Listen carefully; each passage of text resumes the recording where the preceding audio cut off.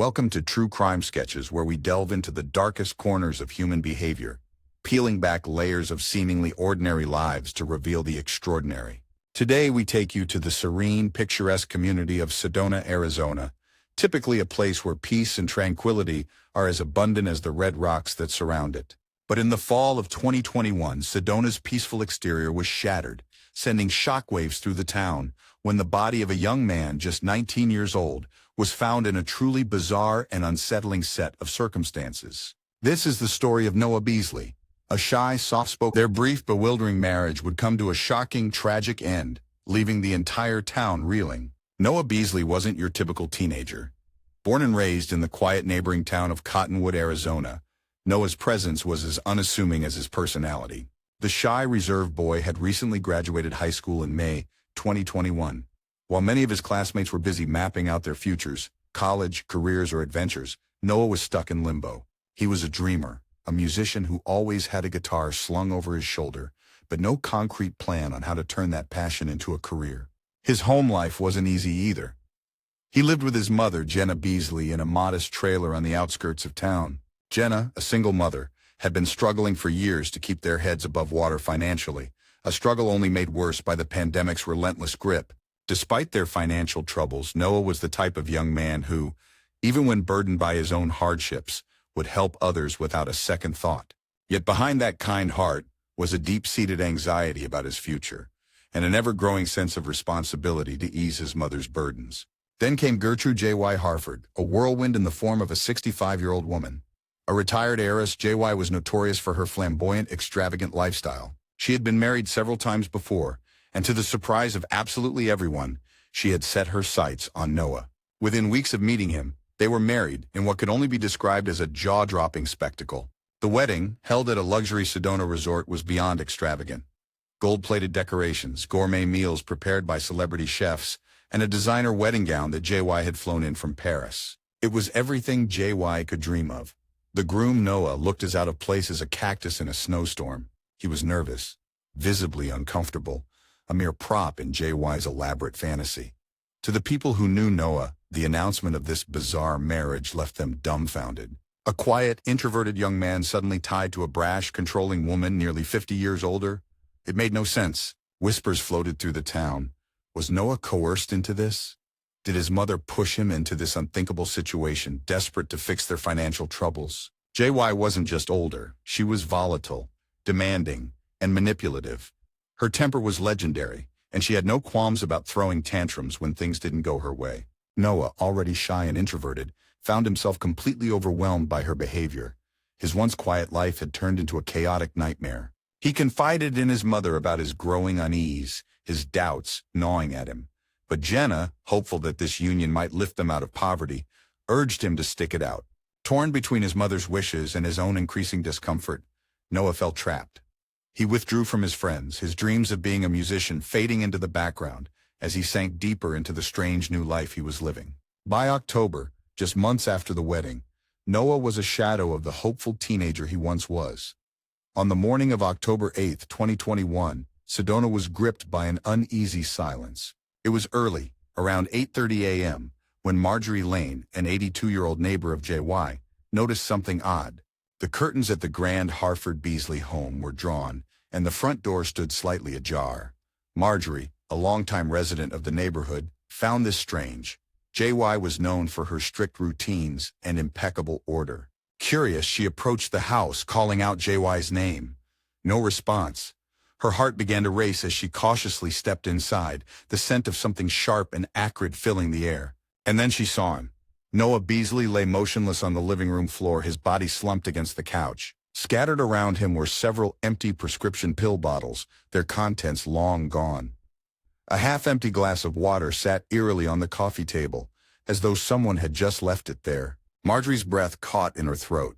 She had known Noah, such a sweet, shy boy, and now, here he was, lifeless. Fighting the shock that was threatening to paralyze her, Marjorie dialed 911 with trembling hands.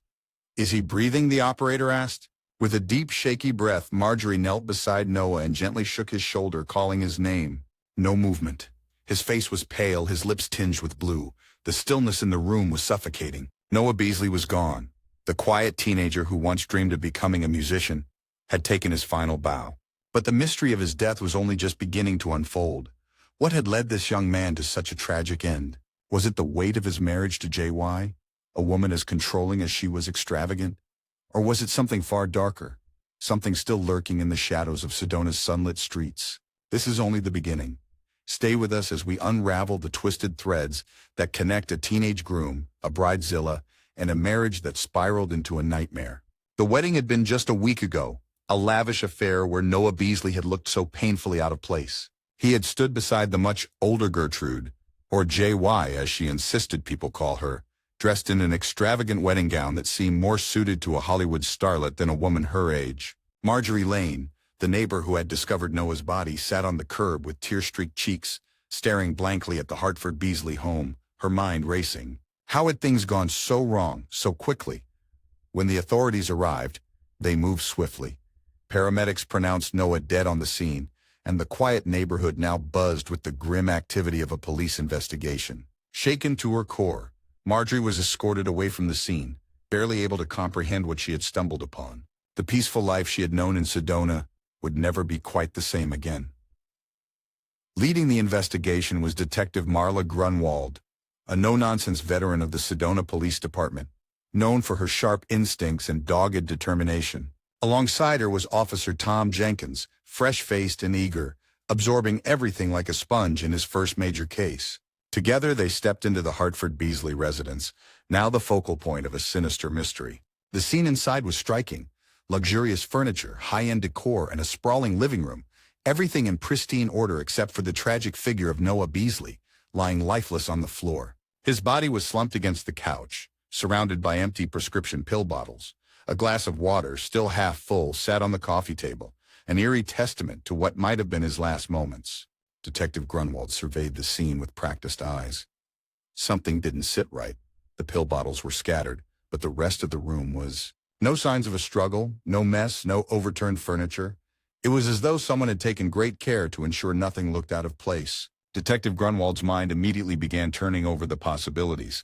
This wasn't the chaotic scene of an accidental overdose. It felt calculated, deliberate, too neat. "Jenkins, get the forensics team in here," Grunwald ordered, her voice a calm contrast to the tension that buzzed in the air. As Jenkins snapped photos and bagged evidence, Grunwald's eyes fell on a small but telling detail, a framed wedding photo on the mantel. In it, Noah looked distant, almost haunted, his eyes cast downward while JY stood beaming beside him, exuding confidence. The photo was jarring, proof that not everything in this marriage had been as picture-perfect as it appeared. When the coroner, Dr. Evelyn Owen, arrived, she confirmed what Grunwald had already suspected.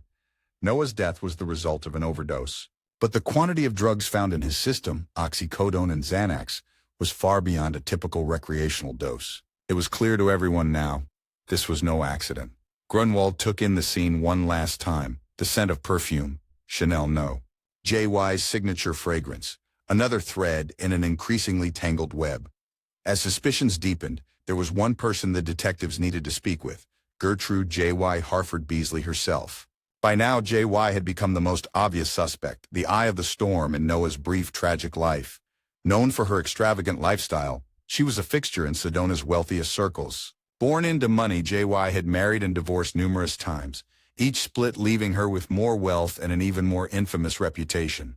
Detective Grunwald and Officer Jenkins found JY lounging poolside that very afternoon, just steps away from where her husband's body had been discovered hours earlier. She was sipping on a mimosa, flipping through the pages of Vogue, and looking every bit as if it were an ordinary day. Dressed in a designer caftan, oversized sunglasses perched on her nose, she exuded calm.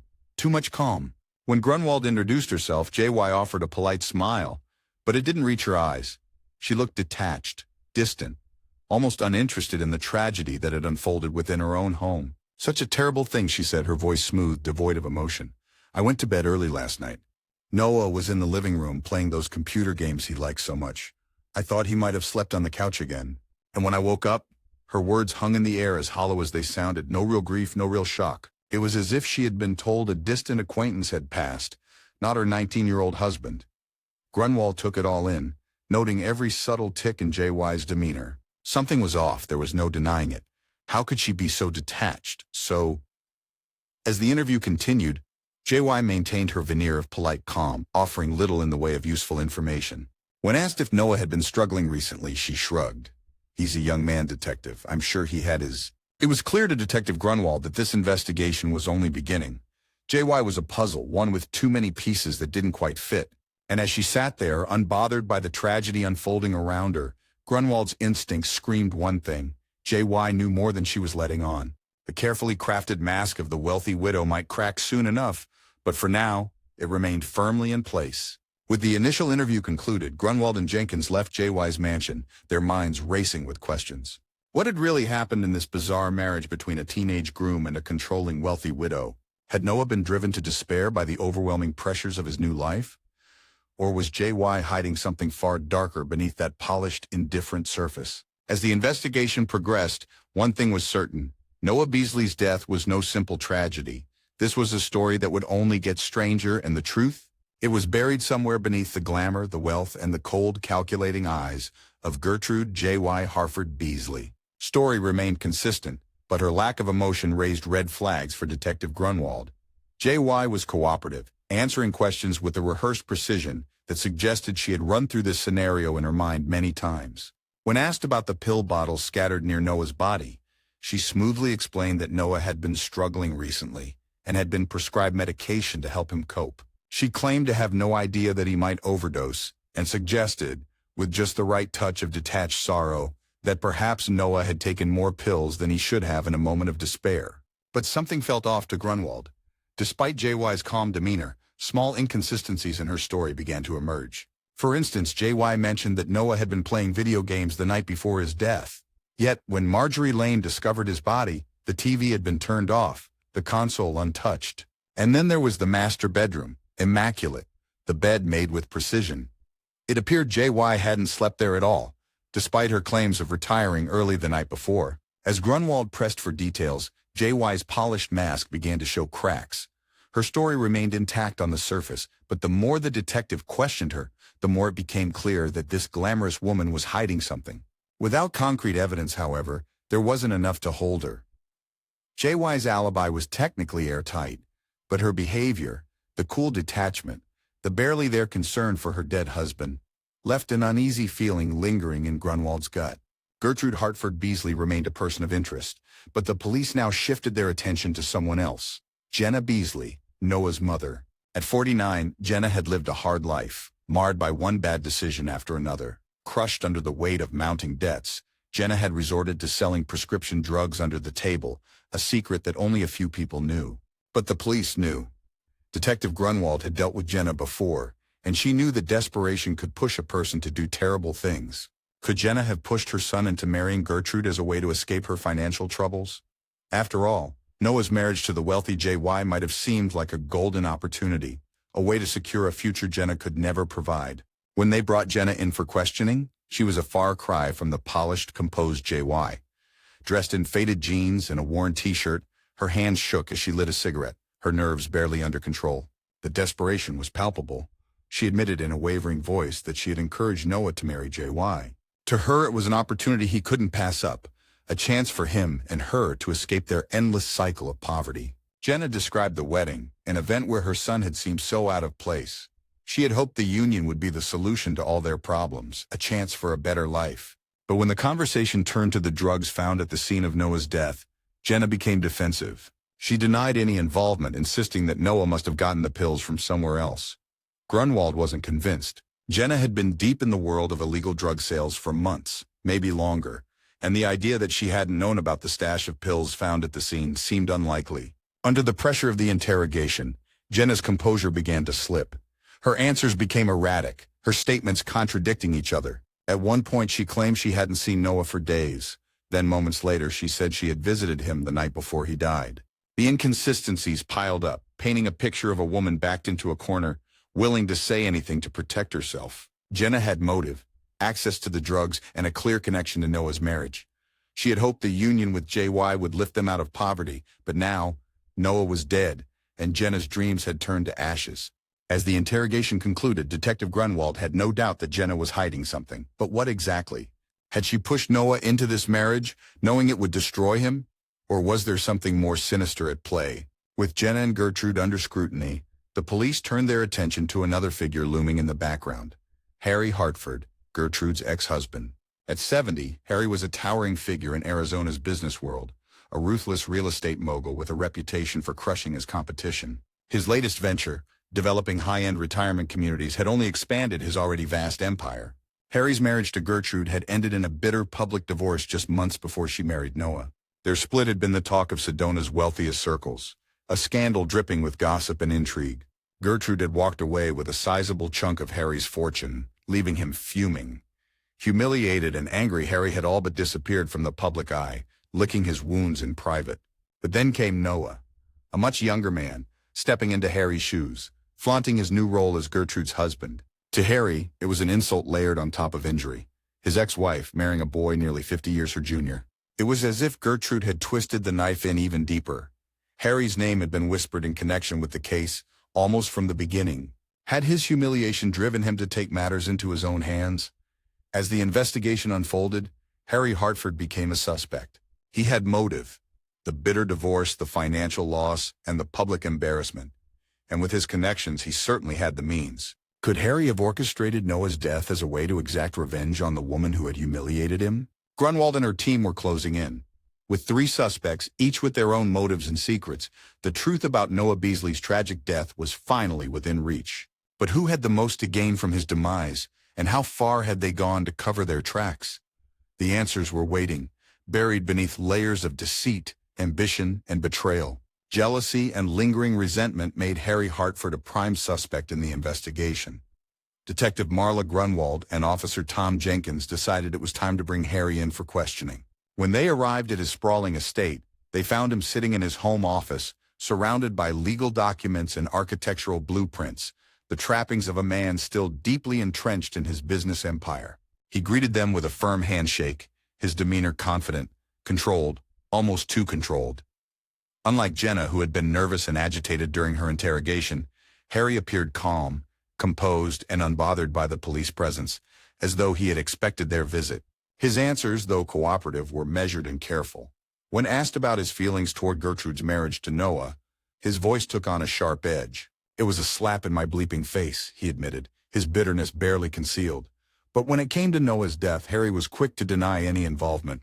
He explained that he had been preoccupied with his business ventures and had little contact with Gertrude or Noah since their divorce. His alibi was solid. He claimed he had been at a business dinner in Phoenix the night Noah died, meeting with potential investors. Several prominent figures in the business world could vouch for him, making it difficult for the police to poke holes in his story. Yet Detective Grunwald's instincts told her something wasn't right. Harry's calmness was too polished, as if he had practiced this routine. It felt rehearsed. Moreover, witnesses had reported seeing Harry and Gertrude engaged in a heated argument at a local country club just days before Noah's death. Apparently, Harry had told her she'd regret their divorce, a thinly veiled threat, if not something more ominous. While the police didn't have enough evidence to arrest him, Harry's jealousy and his potential motive for revenge kept him firmly within their sights. The investigation, however, was far from over. Grunwald knew they had to dig deeper if they were going to uncover the full truth. Then, on October 15, 2021, as the case seemed to be stalling, a breakthrough arrived, a critical piece of new evidence that would blow the investigation wide open. It was a cool sunny afternoon in Sedona, with clouds slowly creeping in as if signaling the storm about to break. Detective Grunwald sat at her desk at the station, poring over the case files yet again, trying to find the elusive thread that would tie everything together. Officer Jenkins burst into the room, excitement and apprehension written across his face. In his hand was a sealed envelope, delivered anonymously to the station that morning. Inside the envelope, a USB drive. What they found on that drive sent shockwaves through the investigation. It contained a series of text messages between Gertrude Hartford Beasley and an unknown contact dated just days before Noah's death. The messages were nothing short of explosive, painting a vivid and damning picture of Gertrude's manipulative nature. In these texts, Gertrude outlined her growing frustration with Noah. She described her discontent with his sullen attitude and lackluster sexual performance in crude and degrading terms. "Sex with him is so vanilla," one text read. Another message, laced with venom, was chilling. "His bleep is smaller than my ring finger." But the most damning message of all was a direct threat aimed at Jenna. "If that bleep Jenna thinks she's getting away with this bleep, she's got another thing coming." These texts were far more than just idle complaints. They detailed a sinister plan. Gertrude had been plotting to divorce Noah and cut him out of her will entirely. More than that, she intended to use Noah Beasley's illegal drug dealings as leverage in the divorce, threatening to expose Noah unless she cooperated. The text revealed that Gertrude had become increasingly impatient, eager to rid herself of Noah and Noah once and for all. But the text also suggested something even darker, the involvement of a third party. Gertrude had been working with someone, an anonymous contact who was helping her gather dirt on Noah's drug operations. This third party, it seemed, had been feeding Gertrude the information she needed to carry out her twisted plan. Grunwald and her team immediately launched an investigation to trace the origins of the messages. They soon discovered that Gertrude had hired a private investigator, someone with a reputation for digging up dirt on people who thought their secrets were safely buried. This investigator had uncovered Noah's illegal drug sales and had been feeding the details to Gertrude in the days leading up to her marriage to Noah. The new evidence painted a disturbing picture of Gertrude as a manipulative, vengeful woman, willing to do whatever it took to maintain control of her life and her wealth. But the question remained, had she orchestrated Noah's death, or was there someone else pulling the strings? The police intensified their focus on both Gertrude and Noah, knowing now that the truth was more complex and more dangerous than they had ever imagined. Was Noah merely a pawn in Gertrude's deadly game, or had she learned of the plot and taken matters into her own hands out of desperation to protect herself and Noah? The investigation had taken on a new urgency. The more Grunwald uncovered, the more it became clear that Noah Beasley's death was not the result of a simple overdose. It was part of a web of lies, deceit, and betrayal, spun by a woman who refused to lose control, and a mother who would do anything to escape her own ruin. The truth was close, but it was buried beneath layers of manipulation, false alibis, and shattered lives. The pieces were finally starting to fall into place, but the full, shocking truth had yet to be revealed. For those following along with true crime sketches, this case was about to take an even darker turn. If you're fascinated by real-life murder mysteries, don't forget to like and subscribe to our channel. And if you have thoughts on this case or a case you'd like us to investigate, leave us a comment. Stay safe, true crime sketches solvers. On October 20th, 2021, the investigation reached a critical turning point. Detective Marla Grunwald, after painstakingly analyzing the damning text messages found on the USB drive and cross-referencing them with phone records, uncovered a sinister truth. Noah Beasley, Noah's own mother, had been behind the deadly plot. What started as a desperate bid for financial security had spiraled into a tragedy. Noah had used her own son as a pawn, driven by greed and the belief that his marriage to Gertrude would solve all her problems. Noah, 49, had lived a life crushed by debt and haunted by one poor decision after another. She saw Noah's marriage to Gertrude as her one way out of financial ruin. But Noah, who, it was later revealed, was not romantically interested in women, struggled deeply in his new marriage. Fearing that Noah might leave Gertrude and shatter Noah's hopes of a steady stream of money, Noah concocted a dangerous plan. To keep Noah compliant, she had been secretly feeding him prescription drugs and sexual enhancers, attempting to manipulate his behavior and ensure he performed the role of dutiful husband. But her plan went horribly wrong.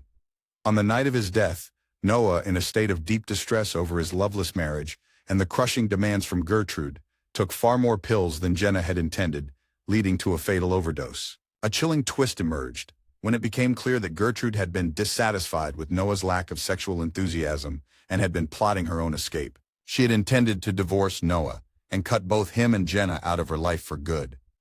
Using the information about Noah's illegal drug dealings, Gertrude had planned to blackmail her. But Noah, desperate to keep her son in the marriage and secure their financial future, had acted out of panic, giving Noah a dangerously high dose of drugs to calm him. It was a tragic miscalculation.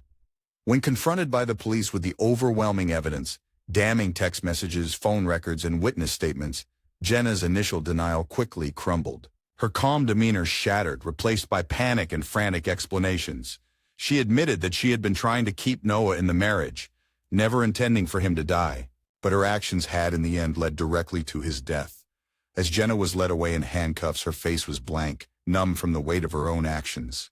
The Beasley family, already fractured by grief, now had to come to terms with the devastating reality that it was Noah's own mother who had caused his death. The small communities of Sedona and Cottonwood were rocked by the revelation. What had started as a bizarre and tragic marriage had now revealed itself as a web of greed, desperation, and deadly consequences. The arrest marked the end of a dark chapter in Sedona's history, but the pain and shock would linger for years to come.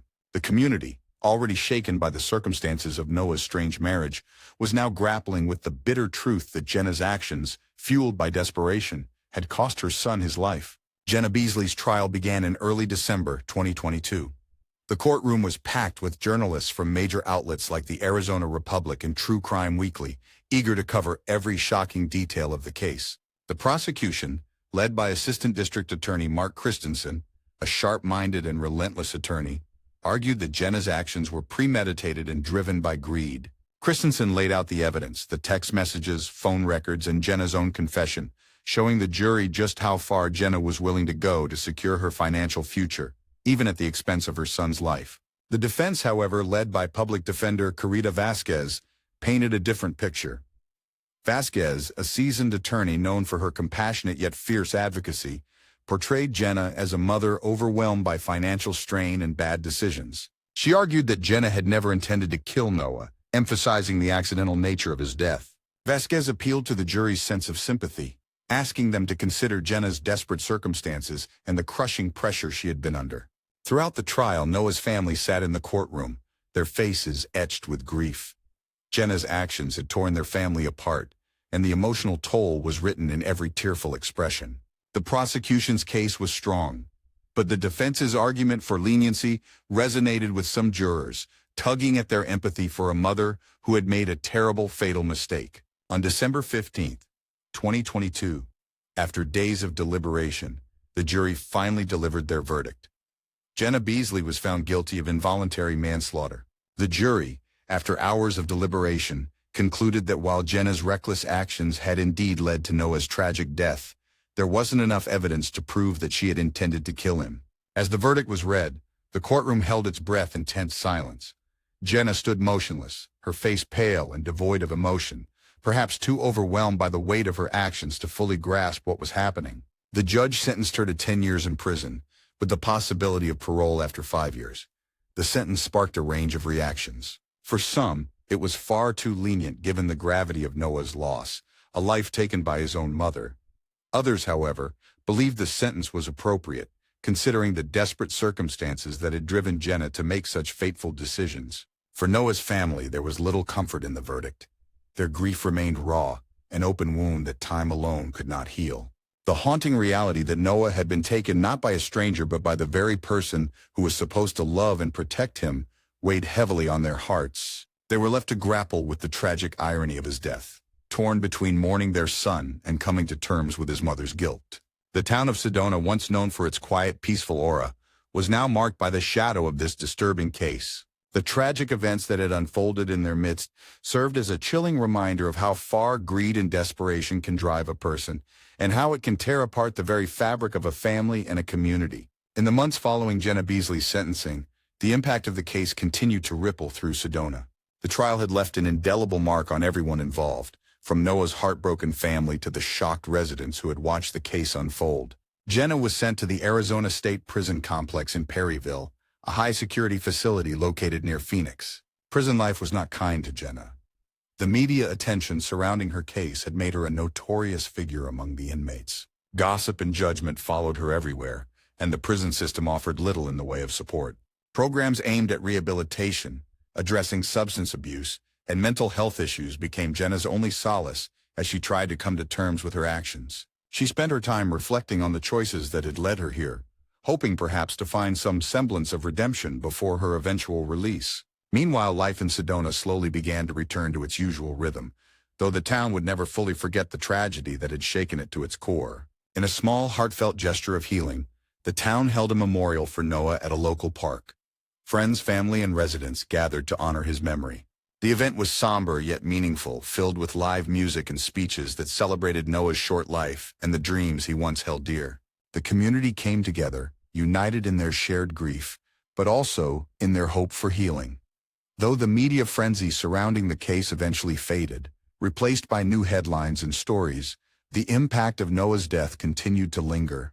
For those who had been touched by the events of October 2021, it served as a poignant reminder of the devastating consequences of greed and desperation. Noah Beasley's story became more than a local tragedy. It was a cautionary tale, a haunting reflection on how quickly lives can unravel when driven by fear, money, and broken dreams. In the end, the town of Sedona would remember Noah not just for the way he died, but for the music he loved, the kindness he showed, and the potential his life once held. His death, though tragic, united the community in a quiet but profound way, leaving a lasting legacy amidst the red rocks and tranquil landscapes that had once framed his world.